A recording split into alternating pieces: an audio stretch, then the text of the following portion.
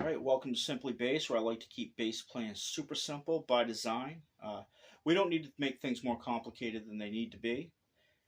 So, as a bass player, just think of this video. Well, my whole channel really is a crash course in the bass. This video, we're really going to break down your job as a bass player. Now, what you need to be doing is you need to be outlining that chord.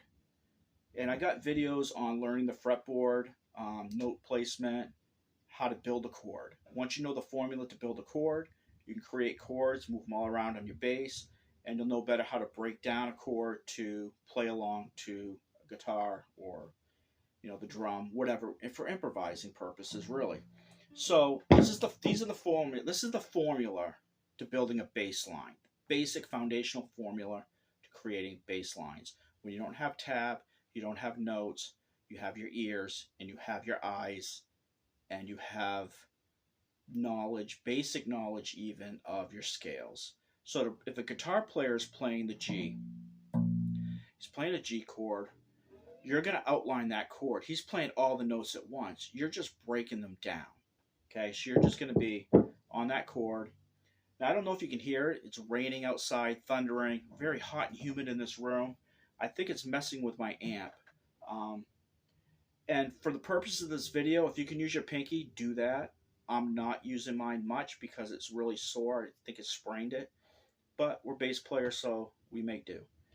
Outline the chord. He's playing the G. You're going to do the root, the third, and the fifth as a common chord progression.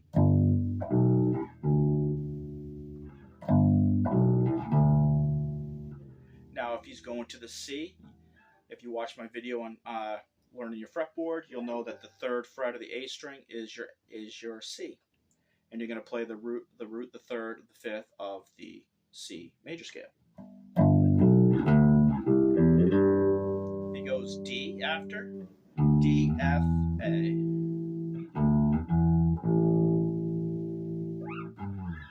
and they're also called arpeggios when you're playing three notes like that.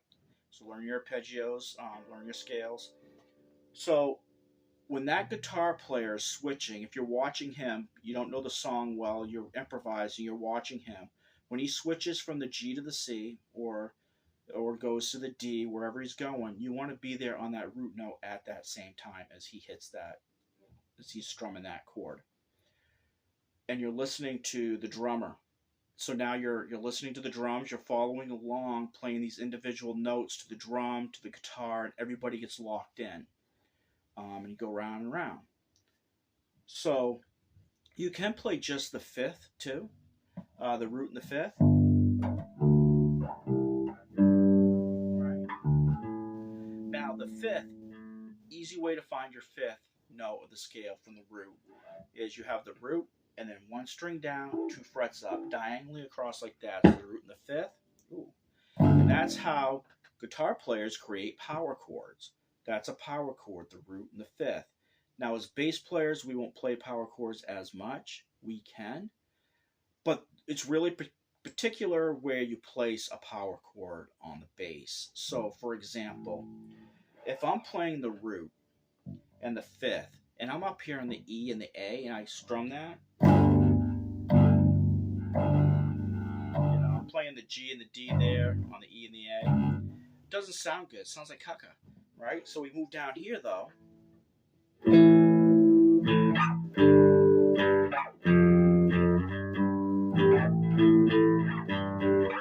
Right? Sounds much better.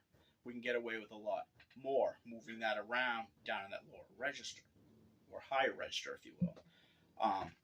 So knowing where to place those is always good to practice. So that's your job as a bass player, is to outline that chord with the individual notes that make up the chord.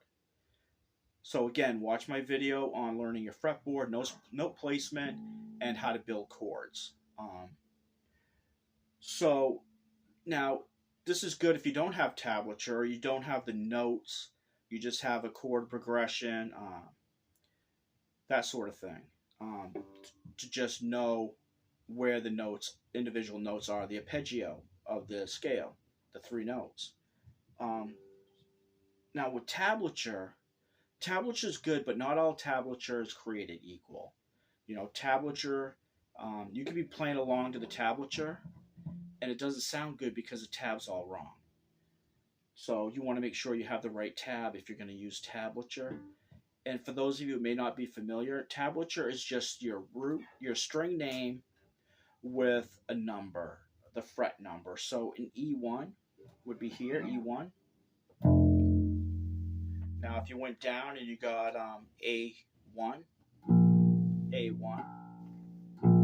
back up to E1, and then you drop down to 3, A3.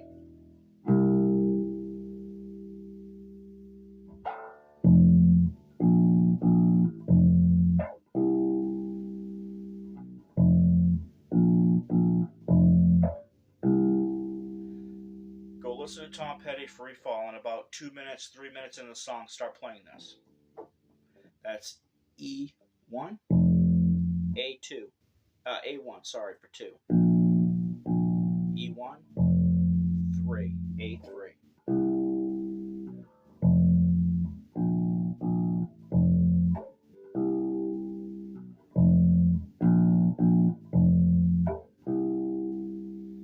Play that round and round.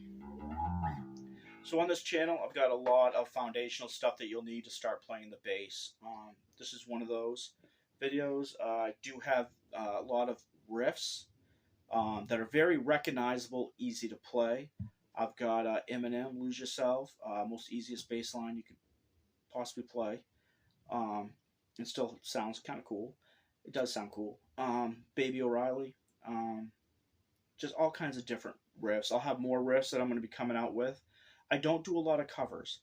I don't do a lot of covers because I've done covers and then I get this email, oh, this is copyright infringement, blah, blah, blah. So I don't bother with those anymore. I just break it down and show you how to play it, which is, I think, is more beneficial for you to be able to learn the song and go play it for yourself rather than just listening to me play it. You know. So if you found this useful, helpful, entertaining, hit subscribe, thumbs up. I'll get more videos out like this in the near future that are just, you know, things that are just easy to play, fun. This is all about learning the bass. It's not about me coming on here showing off, showing you how much I know. Because I've had years of lessons and I've played in bands. But to just break it down the most easy, simplest way I can to teach for everybody to be able to learn the instrument. So, until next time, you have a good one. Keep playing.